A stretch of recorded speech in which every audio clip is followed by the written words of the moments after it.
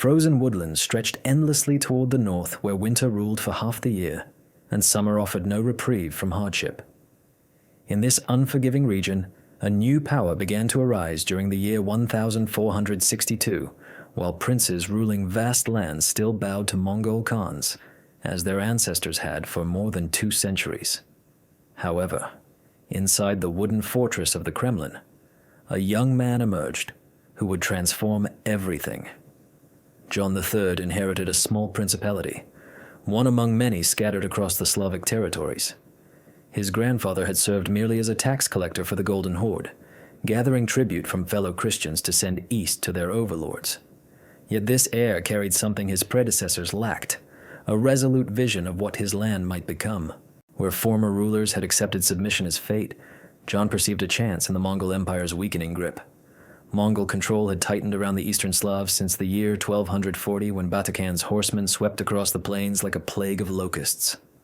For over 2 centuries, local leaders journeyed to Sarai, hat in hand, asking for permission to govern their own people. This degradation burned within John's heart like a steady flame. Despite his anger, he realized that vengeance demanded patience and strategic planning. Instead of confronting the Mongols outright, John set about steadily incorporating the other Slavic princes under his authority. His initial target was Novgorod the Great, the ancient mercantile republic that dominated trade in the region. Extensive northern regions abundant in furs and timber became the center of conflict. The northern merchants made a grave error by forming an alliance with Catholic Lithuania, providing John with an ideal justification for what he declared a sacred crusade against those who would betray Orthodox Christianity. At the Shaolin River, John's well-trained troops overwhelmed the Republican militia in a confrontation that showcased the innovative military techniques he had acquired from Italian engineers. Countless lives were lost in the soggy terrain, their blood soaking into the northern earth. Despite this triumph, full submission was not achieved. When Novgorod's leaders sought to negotiate limited self-governance, John returned with a vastly larger army, intent on crushing their autonomy forever. Ancient bells that had called citizens to assemblies for over 3 centuries were dismantled and transported to Moscow as symbols of victory. Charters that assured freedoms were publicly burned to erase any hope of dissent. Hundreds of noble families were forced into exile, their estates redistributed to John's loyal followers. Novgorod would never again challenge the Kremlin's authority. This warning extended to every remaining independent principality. One after another, these isolated realms succumbed to John's growing dominion. Moscow's historic rival fell without resistance when its prince fled westward to avoid inevitable defeat. The pattern remained consistent, first diplomatic coercion, then military intimidation, and finally incorporation into the expanding Muscovite state. In the 1470s, John had removed every authority that could challenge his power, except for the Golden Horde itself. Ahmed Khan's request for tribute in 1480 presented the opportunity John had been anticipating throughout his rule. Rather than the usual compliance, John's reaction stunned the Mongol court. He ripped the Khan's letter into pieces and spat on it. When envoys came seeking an explanation, they were reportedly executed. Such boldness had not occurred in 200 years, and it signaled the start of war. However, when the armies finally confronted each other across the frozen Ugra River, neither side dared to initiate combat. The two forces stayed in their camps for months, with the Mongols expecting the Russians to submit eventually, and John waiting for winter's harshness to prevent cavalry attacks. As the cold intensified and supplies grew scarce, both sides began to retreat.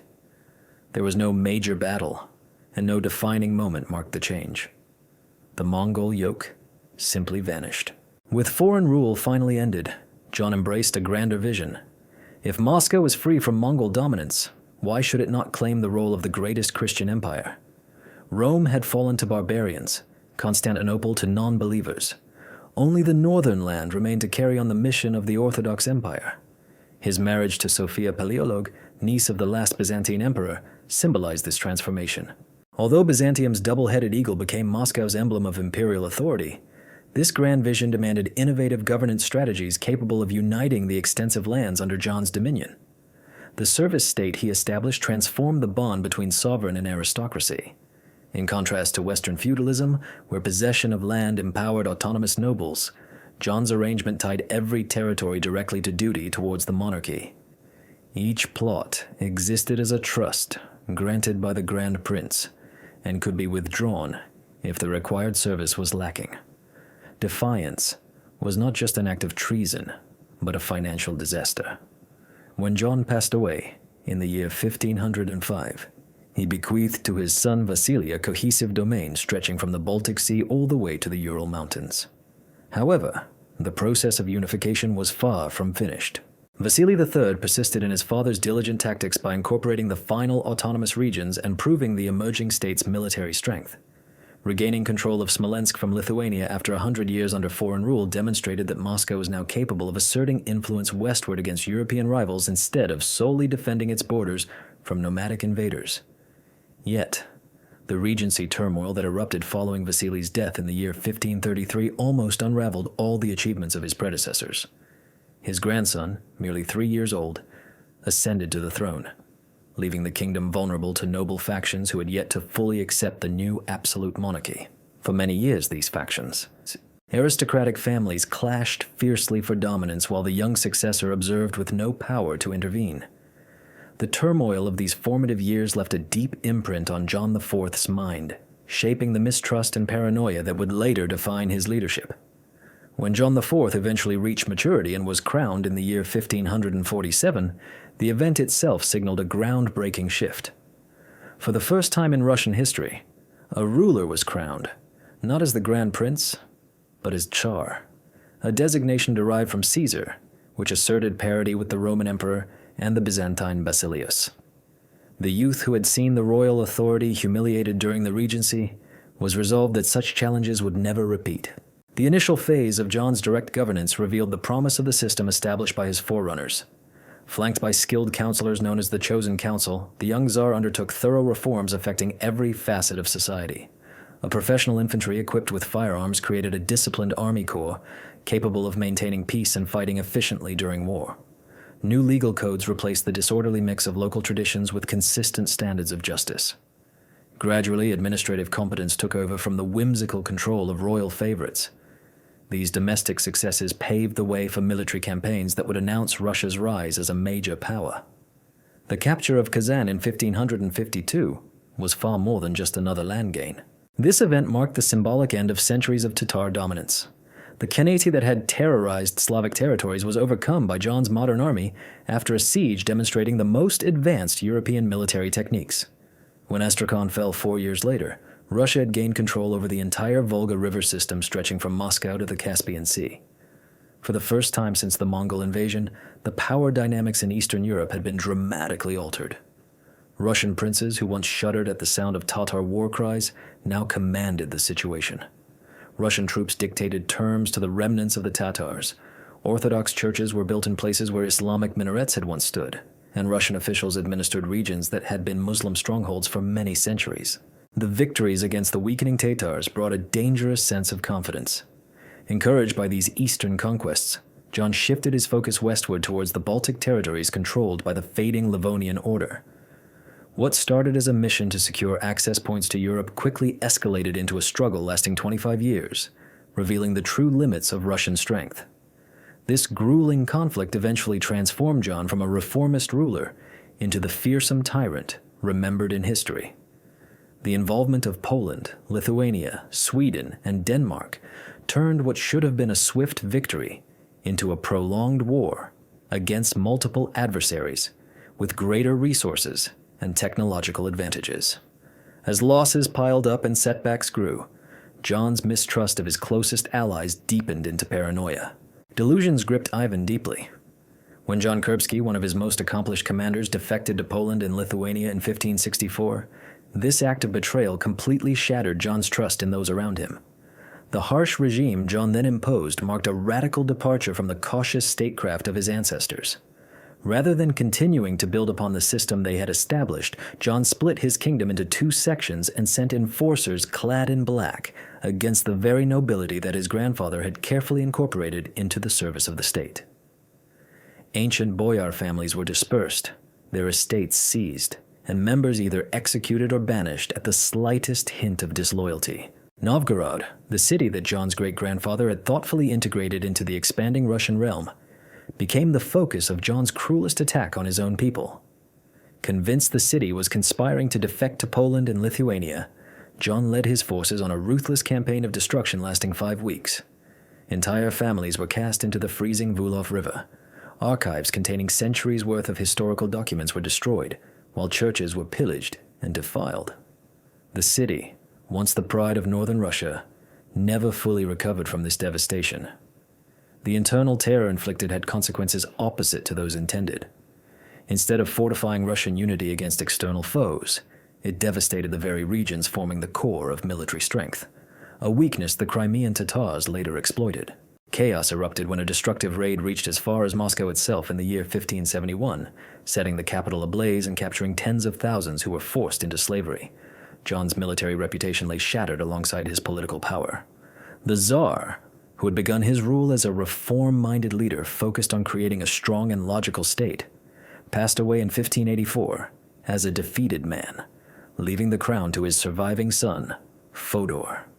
This devout but feeble ruler proved entirely unfit for the rigors of absolute authority, and his death in 1598 marked the end of the ancient Rurik dynasty that had governed Russian territories for 700 years. Boris Godunov, the nobleman who took the throne following Theodore's demise, was intelligent and skilled in administration. However, he lacked the sacred legitimacy that only royal bloodline could grant in the eyes of the people. When severe famines devastated the land during the early 1700s, wiping out perhaps 1/3 of the population, many perceived it as divine retribution for the seizure of a ruler chosen by God. Into this turmoil emerged the first false Dmitri, a shadowy figure asserting he was John's murdered youngest son. Whether he truly believed his tale or was simply an ambitious opportunist mattered little compared to the hope he brought to a desperate nation. Supported by Polish forces, his invasion swept aside Godunov's troops and briefly placed him on the throne, only for another noble plot to overthrow him within a year. What ensued was a series of claimants emerged, each attracting followers among those who desired any alternative to the turmoil consuming their country. Polish troops occupied Moscow, while Swedish forces took control of the northwest. Kazakh groups pillaged the rural areas, and regional warlords carved out their own territories. The unified nation that a previous ruler had established and John IV had nearly torn apart seemed doomed to disintegrate permanently, yet the very intensity of the crisis sparked its own resolution. Confronted with foreign invasion and societal breakdown, Orthodox believers throughout the land united behind a liberation effort that rose above local divisions. The Trinity Monastery of St. Sergius, surrounded by Polish forces for 16 months, became an emblem of defiance that ignited a nationwide revival. When the Liberation Army, led by Prince Fai and the merchant Minan, ultimately expelled the Poles from the Kremlin in 1612, it had created a renewed sense of collective identity that transcended any single leader. The Council of the Realm, which met early in 1613, faced the formidable challenge of choosing a new ruling house. After several weeks of debate, delegates from across the kingdom selected the 16-year-old Michael Romanov, whose main credential was his family's marriage ties to the former dynasty. This decision emphasized legitimacy and peace over power and experience, precisely what the wounded nation required. Thus, the transformation was complete. The fragmented medieval principalities that John III had brought together through careful strategy and determination had withstood the most severe trial any nation could encounter. The service state, with its centralized governance, and the vision of Moscow as the Third Rome had all shown remarkable resilience despite the turmoil during the time of troubles. The main question was whether the new ruling family could build on this stable base and establish not just a united nation, but a true empire capable of standing alongside the world's great powers. Michael Romanov's election was not the conclusion of Russia's crisis. Instead, it was the start of its most daring transformation. At just 16 years old, Michael assumed the throne, inheriting a land that had been ravaged by 15 years, marked by civil unrest, occupation by foreign forces, and social disintegration. Many regions were deserted, the treasury completely depleted, and the very idea of centralized control had been broken down by the chaos of the time of troubles. However, from this seeming devastation, an empire would arise to dominate European politics for many generations. The early years under the Romanovs were focused on steady restoration, guided by Patriarch Filaret, Michael's influential father, who had survived captivity by the Poles and became the true authority behind the throne. The disasters of the time had exposed serious flaws in Ivan the Terrible's system, and the new dynasty was determined to methodically fix each one. The administrative system that had fallen apart was reconstructed and expanded, with skilled secretaries taking the place of boyar appointees who had treated government roles as personal privileges. Special focus was given to the military structure because the new leaders understood that their survival depended on strong defense against the adversaries who still threatened Russian sovereignty.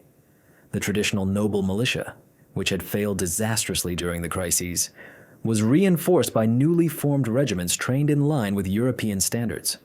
Foreign officers coming from war-torn Germany brought professional knowledge that transformed inexperienced recruits into disciplined troops capable of standing firm against Polish cavalry and Swedish infantry. Economic revival was slower, but followed the same careful strategy that defined all early Romanov policies. The government set up monopolies on essential goods like salt and liquor, which generated steady streams of income, while fresh trade laws promoted domestic manufacturing. The slow recovery of agriculture in the ravaged regions took decades. However, by the time Michael passed away, population and wealth had surpassed levels seen before the disturbances. Still, even as Russia regained its power, the question of its long-term ambitions remained unclear. Michael's son, Alexis, who rose to the throne in 1645, possessed a stronger and more assured character. John was less cautious than his careful father and came of age in a land that had mostly recovered from its past hardships. While Michael had been satisfied with restoring what was lost, Alexis began to think about expanding beyond the boundaries set by those who came before him. The significant Cossack rebellion led by Bohdan Khmelnytsky in Ukraine presented a defining moment for both Alexis's rule and the future of Russia. The Cossacks, followers of the Orthodox faith who had long endured Polish Catholic domination, pledged their loyalty to the Tsar in 1654 in exchange for protection against their previous rulers. Alexis's choice to accept this proposal, fully aware it would lead to an endless conflict with Poland and Lithuania, marked Russia's shift from a healing regional power into an empire with ambitions for expansion. The 13-year war that ensued showcased both the strengths of military reforms and the persistent weaknesses in Russian influence. Early victories allowed Russian troops to reclaim Smolensk and push far into Lithuania. The capture of Vilnius appeared to signal the downfall of Polish authority in Eastern Europe. However, the invasion of Poland by Sweden during this period, when Russian forces were advancing westward, turned what should have been a simple conflict into a complicated struggle. Charles X of Sweden's attack transformed a local conflict into a wider European war, exposing Russia's ongoing susceptibility to the changing alliances controlled by more experienced diplomatic states. When Polish and Swedish troops joined forces against their shared adversary Russia, John encountered a form of alliance warfare that would trouble Russian territorial ambitions for many centuries. The Treaty of Androsovo, signed in 1667, ended this draining conflict with results that were at once significant yet constrained. Poland gave up Kiev and all Ukrainian lands east of the Dnieper River to Russia, thereby placing millions of Orthodox Christians under the Tsar's rule for the first time since the Mongol invasions. However, the western regions that appeared close to Russian control stayed in Polish hands, while the vast expenses of the war exhausted the empire's resources nearly to the breaking point. More importantly, the addition of Ukrainian lands brought challenges that would test Russian authority for many generations. The Cossacks who had appealed for Russian aid turned out to be as defiant toward Moscow's rule as they once were under Polish domination. Their customs of elected leadership and a military democracy clashed deeply with Russia's autocratic governance, sparking conflicts that would ignite numerous uprisings over the following centuries. Meanwhile, religious reforms initiated by Patriarch Nikon introduced further division during John's reign. Nikon's efforts to amend liturgical texts and rituals to align Russian orthodoxy with Greek practices fractured the church and led to the schism that birthed the Old Believers movement. The harsh crackdown on religious dissent, including the prolonged siege lasting 8 years at the Solovetsky Monastery, exposed the regime's firm resolve to impose uniformity in faith alongside political loyalty. The death of Alexis in the year 1676 triggered a succession crisis that uncovered the delicate nature of the Romanov dynasty's hold on power. His oldest son, Theodore II, reigned for 6 years but passed away without heirs, sparking a dispute over the throne between his half-brothers, the fragile John and the energetic Peter. These rival claims were backed by competing factions among the nobility. The Streltsy uprising in 1682 ended this turmoil through violence, compelling the recognition of both brothers as co-rulers under the regency of their sister Sophia. Sophia's leadership from 1682 to 1689 was the final significant effort to govern Russia based on traditional Muscovite values. Intelligent and capable, she gathered advisors who favored cautious reform within established boundaries rather than the sweeping changes her younger brother would eventually enforce. Her administration's failed campaigns against the Crimean Khanate, led by Prince Vasily Golitsyn, revealed the weaknesses of the old military structure and gave ammunition to her detractors. Peter's seizure of power in August 1689 concluded the regency and signaled the start of Russia's most transformative era. At only 17 years old, the young Tsar had the vitality and inquisitiveness destined to revolutionize not only his country, but its place in the world. John's ambitions extended far beyond his own nation to the entire power structure of Europe. His early years spent in Moscow's foreign quarters sparked a deep interest in Western technology and practices, fueling his relentless drive to modernize Russia. The military campaigns at Azov in 1695 and 1696 marked John's first encounters with serious command responsibilities. These experiences revealed both his shortcomings and his remarkable ability to learn from setbacks. The first attack on the Ottoman fortress at the mouth of the Don River ended in complete failure, exposing the weaknesses of Russia's outdated siege tactics against modern defenses. Instead of yielding to defeat, John devoted the winter to constructing a fleet on the Don River and returned the next year with combined naval and land forces, finally securing the victory that had previously escaped him. This triumph over the Ottomans was merely an introduction to John's boldest venture, the Great Embassy from 1697 to 1698, recognized as one of the most extraordinary diplomatic missions in European history. No ruling monarch had ever traveled abroad disguised to study foreign systems firsthand. Yet John spent a year and a half visiting royal courts and workshops across Europe. He worked alongside ordinary shipbuilders in Dutch shipyards, learned artillery methods in Prussia, and witnessed parliamentary proceedings in England. Through these immersive experiences, he gained invaluable insights destined to transform his homeland. However, the Streltsy uprising during his absence compelled him to cut the mission short and provided a justification for immediate action upon his return. The forceful destruction of long-standing institutions marked a turning point. The palace guards who had ruled Moscow for more than 100 years were methodically eliminated through mass executions, their units dissolved, and their families dispersed. John's direct involvement in these executions conveyed a clear signal that the old Muscovite order was finished and would never be allowed to rise again. The Great Northern War, beginning in the year 1700, would shape the next 20 years and complete Russia's shift from a regional power into a European empire. John's alliance with Denmark and Poland against Sweden initially seemed to promise straightforward victories over the young Charles XII. However, the crushing loss at Narva in November 1700 dashed these hopes. John's newly formed army, caught unready by Sweden's tactical skill, endured such severe casualties that outside experts doubted his military ambitions altogether. Still, this disgraceful defeat sparked the most extensive military overhaul in Russian history. John gave up on reforming established institutions and instead created a completely new military structure from scratch. Universal conscription took the place of traditional noble levies, establishing a permanent standing army of unmatched size. Hundreds of foreign officers were brought in to train and command the fresh regiments, while specialized artillery and engineering academies supplied the technical experts essential for modern combat. The industrial overhaul required to back this military revolution was equally remarkable. New iron factories in the Urals embraced cutting-edge European methods to manufacture cannons and muskets in volumes that far exceeded conventional production. Textile factories provided uniforms for the growing armies, while shipyards on Lake Loga and later along the Baltic coast constructed the fleet that would contest Swedish naval dominance in northern waters.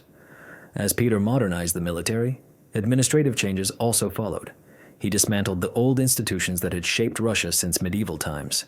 The Boyar Council, which had advised czars for many centuries, was eliminated and replaced by a senate inspired by European models. Specialized professional colleges assumed particular administrative duties, while the table of ranks introduced a merit-based system enabling skilled commoners to ascend in government service based on talent rather than noble birth.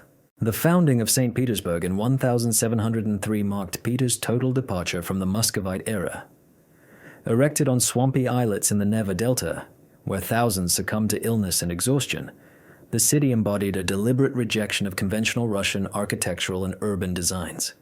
European architects crafted palaces and public structures following the newest Western trends, forming Peter's gateway to Europe through sheer determination and tremendous human cost. The confrontation at Pava in 1709 represented a crucial turning point in both the Northern War and the broader landscape of European power struggles. John XII's campaign into Ukraine, aimed at removing Russia from the anti-Swedish alliance, instead ensnared the Swedish monarch in a trap that annihilated his army and shattered Swedish ambitions for dominance over the Baltic region. Peter's troops, now expertly trained and armed with contemporary weaponry, showcased their superiority over what had long been considered the foremost military force in Europe. This victory echoed throughout the continent like a powerful storm, compelling diplomats who had previously dismissed Russia as a primitive frontier nation to acknowledge it as a formidable power. The following Russian incursion into the Swedish-controlled Baltic lands and the occupation of Finland highlighted that Peter's military reforms had produced not only defensive strength, but also the ability to assert power across Northern Europe. The Treaty of Nystad in 1721, which brought the Great Northern War to its conclusion, officially transferred control of the entire Baltic coastline from Viborg to Riga to Russia. Peter secured his gateway to Europe, while earning recognition as one of the continent's major powers. The imperial title he adopted that year mirrored this elevated position. No longer satisfied with being called Tsar, he assumed the title of Emperor and Supreme Ruler of all the Rus. Alongside these political and military transformations, Russian society experienced extensive reforms affecting nearly every facet of daily life, driving a profound societal shift during this pivotal era. The introduction of the table of ranks created extraordinary chances for people to rise socially based on their abilities, rather than their lineage. At the same time, mandatory education for noble children introduced Western subjects that earlier generations had viewed as unnecessary or even threatening. The acceptance of European clothing styles and social practices signaled a clear departure from Muscovite customs. In terms of religion, Peter's policies represented perhaps the most far-reaching shift from former traditions. The Patriarchate, which had offered spiritual authority independent from royal power since the 16th century, was dissolved in 1721 and replaced by the Holy Synod, essentially a government agency led by a secular official. While Orthodox Christianity remained the state religion, the Church was transformed into a branch of imperial governance rather than an autonomous entity. Economic progress followed mercantilist ideals widespread across Europe at the time, featuring state-backed manufacturing designed to lessen reliance on foreign goods and to foster export industries.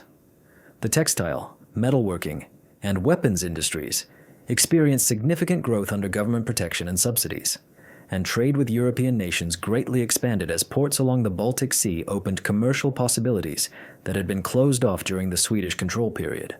Alongside these economic developments, cultural change emerged as an important aspect of Peter's reign, marking the inception of modern intellectual life in Russia.